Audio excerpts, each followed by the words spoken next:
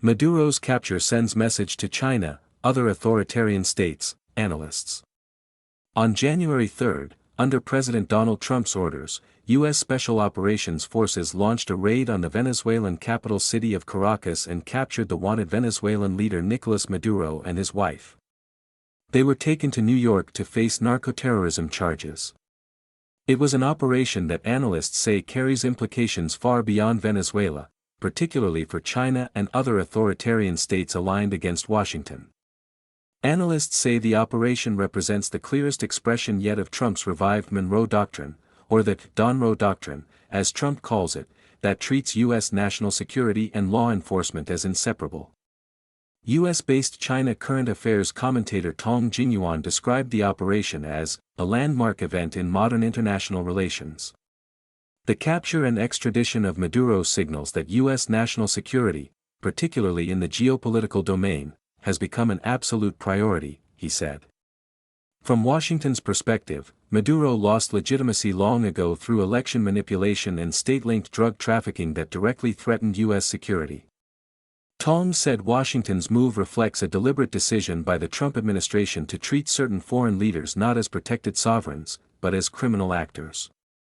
For leaders who have lost legitimacy and committed major crimes, the United States now sees itself as having both the right and the responsibility to act as an international law enforcer, he said. Echoes of 1989 Panama. Shen Mingxi, a research fellow at Taiwan's Institute for National Defense and Security Research, noted that while the operation is extraordinary, it is not without precedent. In 1989, the United States captured Panamanian leader Manuel Noriega and brought him to the United States on drug trafficking charges. Shen said the raid in Venezuela was far more consequential given the country's larger size and deep entanglements with China and Russia. On the surface, Maduro's main offense was trafficking drugs into the United States, but in reality, Washington was also deeply concerned about Venezuela's oil exports to the Chinese Communist Party, its broader cooperation with China, and its close ties with Russia, he said. That is why this military intervention carries major implications, not only for South America, but also for China and Russia. Shen said the mission was a targeted enforcement action against specific individuals, rather than a war action. Following Maduro's removal, Shen said Venezuela has entered a temporary power vacuum. He said that interim arrangements are likely, potentially followed by a transitional government and new elections. Strategic message. Su Tsuyun, another research fellow at the Institute for National Defense and Security Research, said the operation must be understood within a broader regional strategy.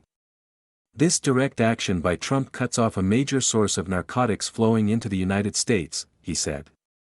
Its deeper meaning is geopolitical, it is aimed at expelling Chinese and Russian influence from South America. Su pointed to Maduro's arrival in the United States, where he was transferred into the custody of the Drug Enforcement Administration.